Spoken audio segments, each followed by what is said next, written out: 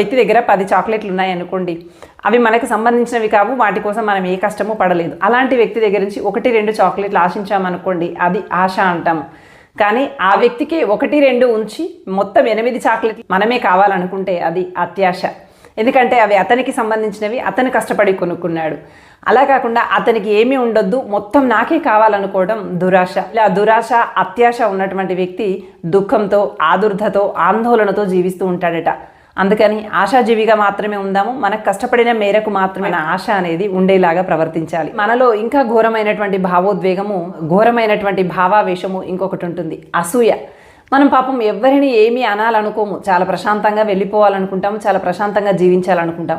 ఎక్కడి నుంచి వచ్చి పడుతుందో తెలీదు అసూయ. సడన్గా మన జీవితంలోకి వస్తుంది. మనకన్నా ఎవరైనా గొప్పగా ఎదిగారా, ఒక్క క్షణం మనకి అసూయ తెలియకుండానే ఆ భావావేశం మన మనసులో పుట్టుకొస్తుంది. 2-3 అక్కడగా ఉన్నప్పుడు ఒక్కరినే పలకరించి ఒక్కరికే గౌరవం దక్కిందా, అంతే, వెంటనే ఎక్కడ